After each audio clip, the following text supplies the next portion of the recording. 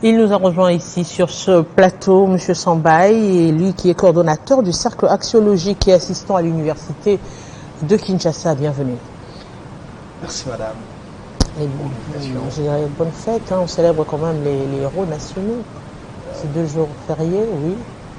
Je représente d'abord mes vœux le meilleur parce que c'est la première fois qu'on se voit. La dernière fois c'était En l'an passé. 2022. D'une année à une autre, 2022-2023. Et je suis très content d'être reçu encore ce soir à Kinshasa Direct. Et je suis très content de l'attention que Télé 50 accorde aux valeurs. Ça montre réellement que c'est déjà le changement parce que les valeurs intéressent déjà beaucoup de gens, intéressent tout le monde. Et puis on parle ce soir des valeurs républicaines, simplement parce que nous célébrons nos héros. Hier c'était nous avons Désiré Kabila, aujourd'hui Patrice Emery Lumumba. Nous célébrons nos héros. Pourquoi on les appelle héros alors qu'ils n'étaient pas les seuls présidents de la République, les seules personnes qui étaient dans les affaires publiques et qui avaient occupé les hautes fonctions. On a eu quand même d'autres anciens premiers ministres, on a eu d'autres anciens présidents. Mais pourquoi seulement eux? Simplement parce que les deux ont incarné des valeurs républicaines. Les valeurs républicaines, c'est le patriotisme et le nationalisme. Ils sont l'exemple éloquent de l'attitude à adopter dans les affaires publiques. Aujourd'hui, justement, puisqu'on est en train de parler de ce héros, on parlerait de la jeunesse, de la population congolaise. Qu'est-ce que l'on doit comprendre par héros? Nous commémorons nos héros nationaux. Patrice Emery Lumumba, ancien Premier ministre, le tout premier Premier ministre de ce pays. Il est décédé tout en étant en fonction. Mais pourquoi il est appelé héros? Je comprends simplement parce que Patrice Emery Lumumba incarnait des valeurs qui lui permettaient de mettre de côté tous ses intérêts personnels. C'est par rapport au sens de son combat. Il a combattu l'impérialisme, il a manifesté la volonté ardente de voir ce pays se développer à tous égards. Et puis au regard de cet engagement-là, il décède, il est proclamé héros national. Mzee Laurent Désiré Kabila, qui s'était lui-même autoproclamé le petit Lumumba, avait un slogan « Ne jamais trahir les Congos ». Donc vous comprenez que l'engagement était le même. Parce que la plus grande anecdote de Patrice Lumumba, c'est la démonstration devant le roi belge où il était appelé à lire un discours, mais il ne peut pas être aliéné. C'est ce genre d'engagement dont nous avons besoin. On ne peut pas être aliéné lorsqu'on est à la gestion de la chose publique. Lumumba n'a pas pu lire le discours qui était prévu, mais il avait son discours improvisé pour dire la vérité.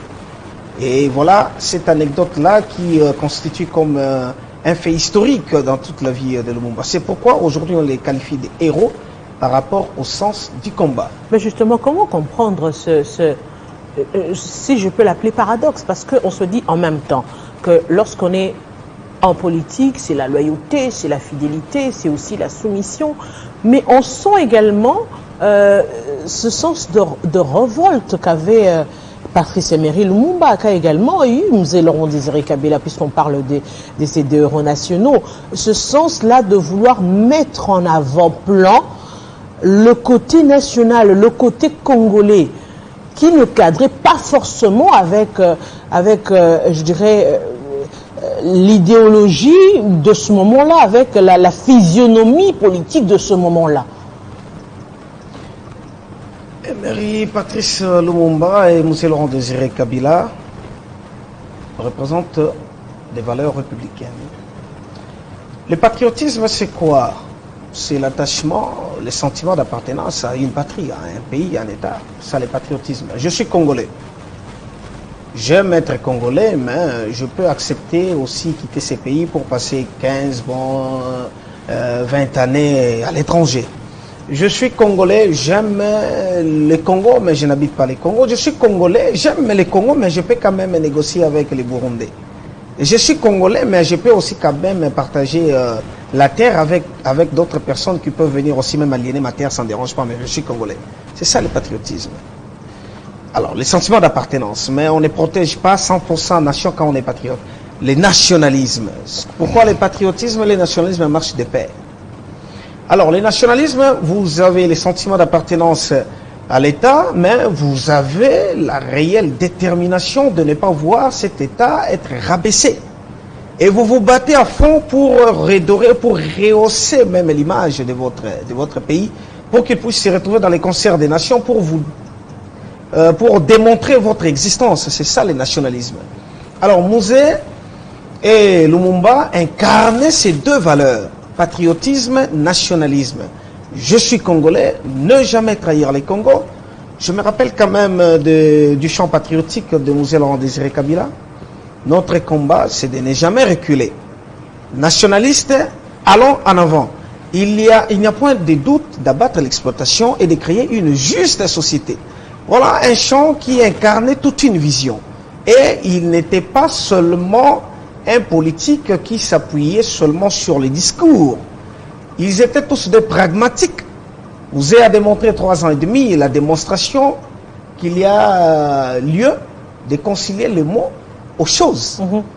Il a dit ce qu'il a fait et il a fait ce qu'il disait. Et justement, vous avez bien parlé de temps. Vous l'avez dit, en 3 ans, il a su imposer sa pensée, mettre en action sa pensée. Ce côté nationaliste dont vous évoquez, dans le contexte actuel de la RDC, si on regarde Patrice Emery Lumumba, si on regarde Mouzé Laurent Désiré Kabila, c'était plus contre l'extérieur, contre l'ennemi qui se trouvait à l'extérieur du pays. On parle des impérialistes, on parle justement de toutes ces communautés, de tous ces pays qui voulaient justement faire fléchir la République démocratique du Congo, le peuple congolais. Mais comment lutter comment utiliser ce nationalisme, ce patriotisme dans son pays? Parce que l'ennemi, c'est pas forcément l'extérieur. Vous l'avez dit, il y a de ceux qui sont congolais mais qui peuvent négocier avec l'extérieur. Il y a de ceux qui sont congolais qui peuvent vendre les terres de la République démocratique du Congo. Comment maintenant utiliser ce nationalisme-là, mettre en exergue ce patriotisme dont fait montrer ces héros nationaux? C'est une excellente question et ça démontre noir sur blanc même la raison de ma présence ce soir. Je suis là juste pour montrer réellement que nous ne nous sommes pas appropriés des valeurs de Lumumba et de Mouzé Laurent Désiré Kabila. Ils sont héros nationaux. Les valeurs qui les incarnaient, est-ce que nous nous en sommes appropriés? Quel est l'héritage? Est-ce qu'on est en train d'exploiter l'héritage du combat de Mouzé Laurent Désiré Kabila et de Patrice Emery Lumumba? Chacun peut donner sa réponse si réellement les acteurs politiques, depuis 1961 jusqu'à ce jour, continuent à se comporter en tant que nationalistes, en tant que patriotes. Quel est l'héritage que nous avons reçu pour pérenniser les pensées de Lumumba et de Mouzé Laurent Désiré Kabila dans leur façon de se comporter? Moi, je les considère comme étant des modèles lorsque nous voulons nous lancer dans les affaires publiques. Vous voyez l'engagement qu'il y a des militaires au sein de l'armée. Ils prêtent serment, ils jurent de défendre la nation jusqu'au sacrifice suprême. C'est l'attitude qu'avaient Mouzé et Lumumba. Servir la nation jusqu'au sacrifice suprême. C'est ce sacrifice suprême, justement, qui, je dirais, n'arrive pas à caractériser l'homme politique d'aujourd'hui. Malheureusement, ça ne caractérise pas l'homme politique aujourd'hui. C'est la raison pour laquelle je me dis que nous ne nous sommes pas appropriés des valeurs républicaines qu'incarnaient Lumumba et Patrice et Mouzé Laurent Désiré Kabila. Mais que faire? C'est ça la question. Est-ce qu'il faut qu'on reste comme ça? Est-ce qu'il faut qu'on laisse les choses évoluer comme telles? Est-ce qu'il faut qu'on se dise non, qu'on s'avoue vaincu, qu'on puisse arrêter l'histoire pour dire que non, c'est fini pour les Congos, que la fin du monde se présente parce que là. Le problème, c'est que qui va oser? Qui va oser, par exemple, dénoncer? Qui va oser, par exemple, aller à contre-courant? Et qui va le suivre? Bon, qui va oser aller à contre-courant? Il faut comprendre d'abord que la politique, c'est fait par niveau. Il y a les niveaux internationaux où l'on recourt à la diplomatie internationale, le droit international, les rapports entre États et entre aussi les multinationales et les grandes puissances, qui donnent des ordres à suivre pour la définition de la politique internationale. C'est pourquoi il y a des traités internationaux, il y a des lois internationales que nous ratifions, que les États souhaitent ratifier. Là, c'est au niveau international. Mais justement, les problèmes, les patriotismes et les nationalismes au sein du pays, ça n'a rien à voir avec la communauté internationale. Comment expliquer le fait qu'aujourd'hui, au Congo, manger, c'est tout un problème. Dans certains coins, pour trouver de quoi manger, c'est tout un problème. Les gens vivent en deçà du seuil normal de la pauvreté. Les gens vivent comme s'ils étaient des sous-hommes. Et ce n'est pas aujourd'hui, ce n'est pas hier. Ça fait 3 décennies, 4 décennies. Pourquoi les choses continuent-elles à aller ainsi plutôt qu'autrement? Simplement parce que lorsqu'on accède à la gestion de la chose publique, il y a une ignorance qui caractérise l'homme africain, l'homme congolais. C'est que je trouve du boulot pour m'enrichir. Je trouve du boulot pour m'offrir du confort. Et là, ce n'est pas le patriotisme, ce n'est pas le nationalisme qui caractérise à ce moment-là. En ce moment-là, c'est l'égocentrisme. Parce que vous comprenez que patriotisme, nationalisme, égocentrisme, là, vous êtes égaux. Vous n'aimez même pas ce pays en ce moment-là. Vous n'aimez pas le pays, vous êtes devenu ennemi du pays parce que on débloque de l'argent pour, par exemple, l'érection d'un pont qui pourrait réunir 2 villes, des cités, deux villages, des groupements. Mais vous, en tant que nationaliste, vous devez exécuter ces projets. Mais il y a des gens qui n'exécutent pas les projets, détournent l'argent. Le pont n'est même pas érigé, les échanges commerciaux continuent à poser problème. C'est justement ça les problèmes. Et moi, en tant que coordonnateur de la cybercercle axiologique, je lutte contre les antivaleurs. Je considère ce genre d'actes-là comme étant des antivaleurs. La corruption, les détournements. Nous considérons que le patriotisme et le nationalisme sont des valeurs républicaines que doivent incarner tout Congolais ainsi que tout acteur politique dans la gestion des affaires publiques. Mais justement, que doivent incarner tout Congolais, ça c'est bien beau de le dire, mais dans les faits, l'on constate que ces Congolais ont du mal à le faire.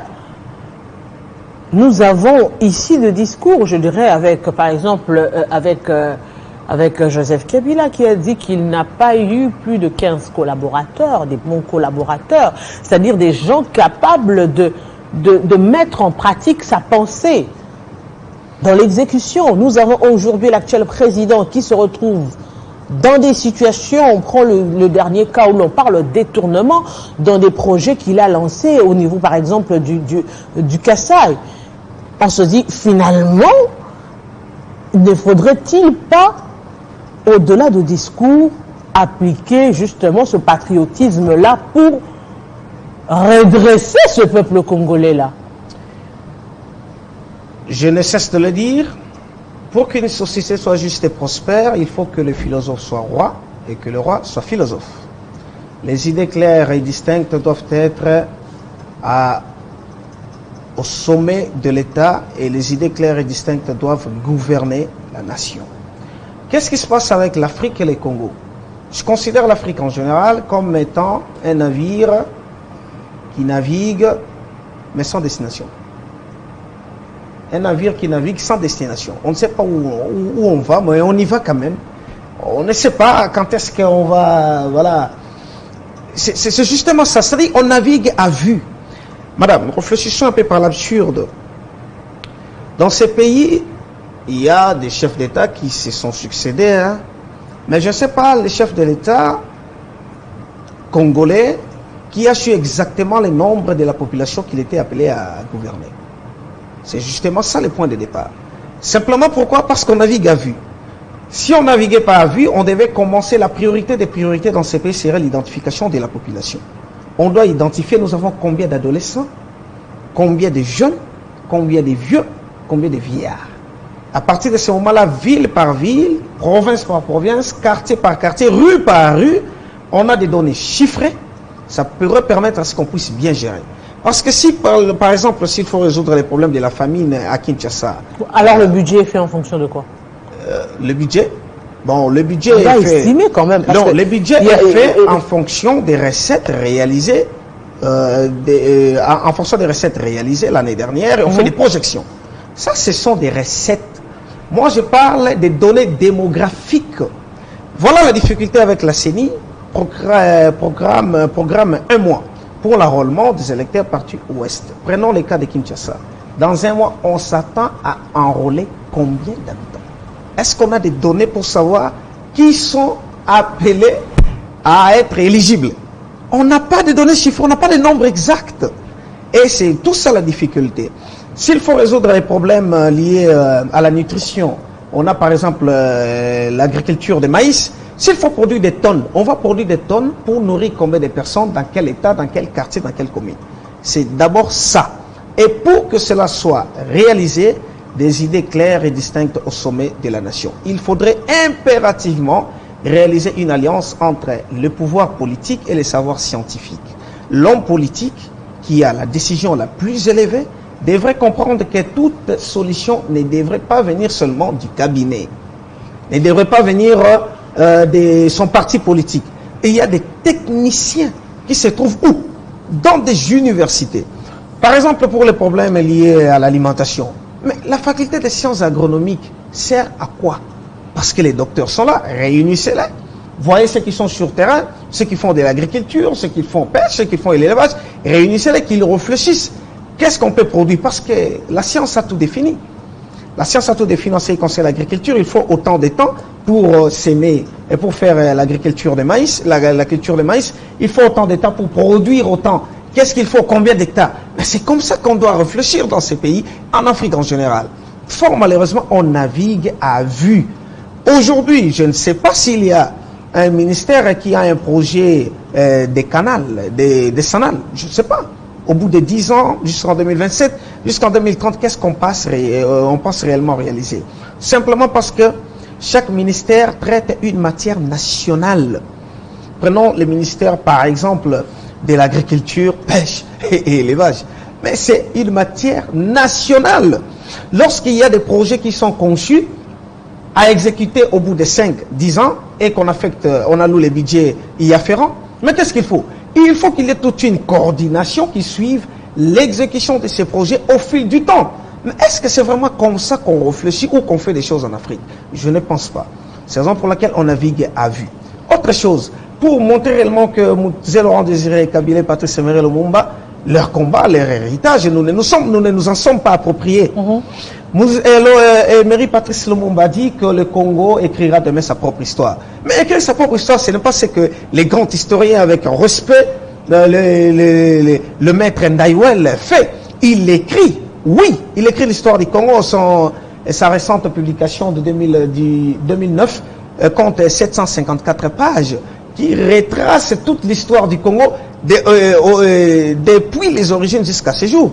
Là, on écrit l'histoire, on est en train de raconter. Alors que l'histoire dont parlait Lumumba, c'est de voir un Congo fort, un Congo prospère au centre de l'Afrique. Qu'est-ce qui explique qu'aujourd'hui, Kinshasa, qui était le centre scientifique africain, ne l'est plus?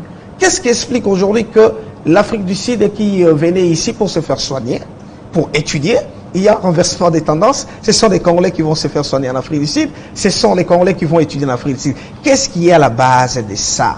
Ce qui est à la base, simplement, c'est probablement parce que nous ignorons des valeurs républicaines. Quand on est dans les affaires publiques, on croit que c'est pour l'autosatisfaction. Mais maintenant, comment limiter cela? Comment limiter? Comment limiter cela? C'est réel, le mal est là.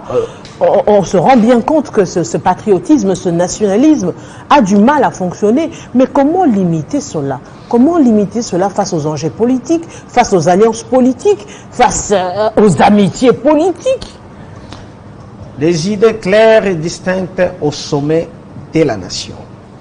Il est plus qu'impérieux que la rigueur caractérise la gestion des affaires publiques. Donc il n'y a pas de rigueur? Non, il y a des rigueurs, mais la rigueur, par exemple, à moitié...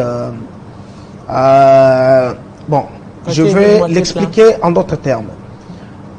Pour sortir de cette situation, il faut formaliser la gestion de la chose publique. Il faut qu'il y ait une nette formalisation.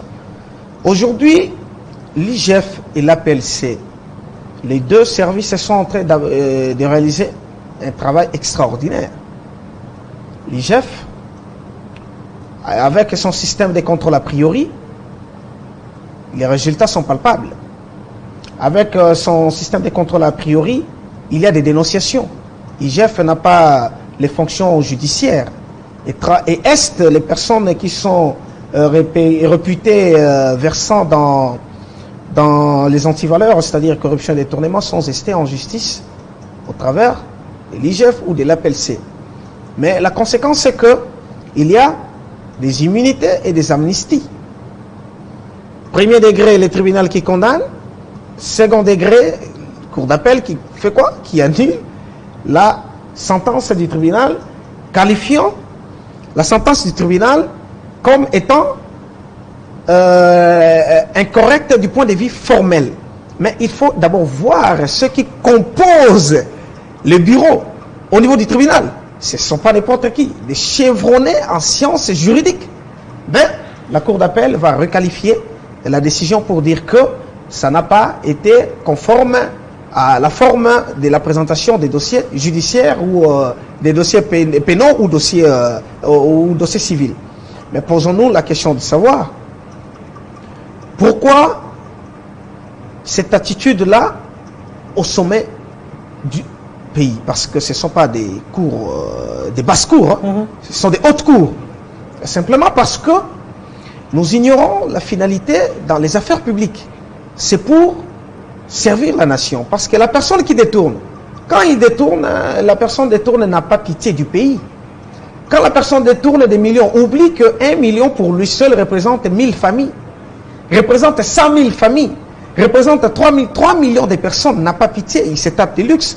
Mais pourquoi quand il faut sanctionner une telle personne, il faut recourir aux notions d'humanisme, aux notions d'amitié? Et là, c'est ce qui fragilise.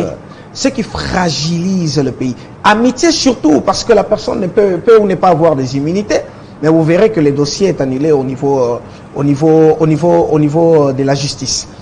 Il est plus qu'important qu'il y ait une prise de conscience collective et que ceux qui sont dans la gestion des affaires publiques comprennent exactement que nous sommes là pas pour nous-mêmes, pas pour nos enfants, pas pour nos femmes, mais pour le pays. Voilà le militaire. C'est l'attitude qu'on doit avoir, l'attitude du militaire. Il est envoyé au front, alors qu'il laisse sa femme, il laisse ses enfants, il part au front. Mais pour faire quoi? Pour défendre la nation. C'est justement, c'est inverser la tendance aujourd'hui. Parce que l'on se dit, pour être un peu nanti, un peu plus protégé, il faudrait être au pouvoir. Il faudrait être, je sais pas, parlementaire ou encore dans les entreprises publiques et un cadre. Et on se dit, là, on a réussi. Parce que si on regarde les parcours des héros nationaux, on prendra l'exemple de Patrice Emery Lumumba. Quelqu'un qui laisse ses enfants, ses petits-enfants et sa femme, justement pour aller combattre une idéologie, une vision d'un Congo meilleur. On ira même très loin si on doit prendre d'autres, Sankara, Thomas Sankara. Si on regarde très bien leur vie, c'était des gens qui vivaient de manière modeste et qui, de façon, sont partis sans argent. C'est des sacrifices comme ça qu'on arrivera à demander aux gens d'aujourd'hui. Parce qu'aujourd'hui, que vous le vouliez pas, tout le monde veut être dans le luxe. Exactement. C'est pourquoi mon SV lutte contre les antivaleurs sous toutes ses formes. C'est justement ça aussi le problème. L'autre fois, ici, je parlais de la concupiscence. La concupiscence comme désir acharné à vouloir maximiser la satisfaction de plaisir. Nous sommes appelés, nous Africains et Congolais, à n'être pas en mesure de supporter le manque pour satisfaire un besoin ou un désir qui se présente devant nous. Nos moyens sont limités, mais pour s'offrir le plus grand plaisir, qu'est-ce qu'on fait? On recourt aux antivaleurs. Corruption, détournement, surtout lorsqu'on est dans la gestion des affaires publiques, pour avoir plus de moyens afin de satisfaire les besoins qui se présentent devant soi. C'est justement ça les problèmes qu'il faut qu'il faut recadrer et il va falloir que cela qu'on y doit être travaille. enseigné obligatoirement? C'est là d'être enseigné. Le problème, c'est quoi? L'homme blanc... Ça doit être enseigné à quel niveau? L'autosatisfaction de soi, de ce que l'on a, de ce que l'on est. L'homme blanc était malin lorsqu'il colonisait l'Afrique. Il sait très bien que c'est l'éducation, c'est la formation qui constitue le fondamental, l'élément fondamental pour la transformation des mentalités, transformation des pensées. Il a conçu un modèle d'enseignement qui puisse ne pas permettre aux Congolais d'avoir des matières qui puissent transformer son être intérieur. Lorsqu'on ouvre l'Ovanium, en 1954, il n'y avait pas la faculté de philosophie. Il n'y avait pas la faculté des droits. Ce sont des facultés qui sont venues plus tard, juste après l'accession à l'indépendance. Simplement pourquoi? Parce que l'homme blanc savait que c'est la philosophie qui libère, c'est la philosophie qui transforme. Mais aujourd'hui, avec le système d'éducation, vous avez les cours de philosophie, les cours de morale approfondis qui se trouvent dans la philosophie, seulement au niveau terminal et c'est tout. Et au niveau universitaire, nous avons les cours de philosophie et logique seulement en première année des graduats et c'est fini. Et voilà là où se trouve le problème. Il est plus qu'impérieux qu'on pense aux générations futures en instaurant dans les cours du civisme, l'éducation civique et morale, les notions de philosophie morale. Cela permettrait en sorte que l'enfant grandisse avec une certaine mentalité lui permettant de ne pas verser dans les antivaleurs. Avec l'APLC de la présidence, nous sommes en train de réfléchir sur l'instauration des cours de lutte contre la corruption à partir de l'école primaire. Lorsque l'enfant grandit avec, ça transforme ses pensées et les cours de patriotisme. Déjà avec le ministère de l'EPST ainsi que le ministère de l'ESU, les travaux sont en train d'être effectués pour voir comment instaurer le lumumbisme quand on va enseigner aux enfants le patriotisme. Mais il faut qu'il y ait des exemples. Voilà l'exemple du patriotisme. Voilà l'engagement qu'on doit avoir. Voilà l'attitude qu'on doit avoir lorsqu'on accède à la notion de la chose publique. Un tout petit peu avec... Exactement. Parce que là, ce sont des notions qui viennent s'ajouter au-delà et sur les compétences que nous avons. Lorsque nous avons des docteurs en droit, des docteurs en économie, des docteurs en psychologie, qui sont aujourd'hui dans les affaires publiques, est-ce qu'ils ont appris des notions de philosophie morale? Mais voilà, ils sont techniciens. Mais là, quand il faudra verser dans les antivaleurs, ils ne vont pas hésiter, ils ne vont pas résister. C'est justement le problème. Philosophie, contation. Ah, voilà. Des orientations philosophiques. Alors, ce qui veut dire que, au bas de l'échelle, on prépare les générations futures. Mais du haut de l'échelle, qu'est-ce qu'on fait? On frappe fort par la justice. Ceux-là qui détournent les deniers publics doivent être traduits en justice, arrêtés s'il y a des condamnations, qu'on ne recourt pas un tout petit peu à l'humanisme pour dire que non, ce sont des pères de famille. Parce que ce qu'ils commettent, c'est ce que l'inspecteur Jules Linguette appelle des délinquants, c'est des crimes économiques. Ce sont des criminels économiques. Mais voilà encore une société d'inversion des valeurs, madame. Nous sommes dans une société où les gens se tapent de luxe d'habiter des maisons construites par l'argent volé, par l'argent détourné. Nous sommes dans quelle société? Il est là, et voilà, on l'applaudit parce qu'il a versé dans les antivaleurs. Vous ne versez pas dans les antivaleurs, même les membres de votre famille vous diront, est-ce que c'est toi qui dois construire ce pays?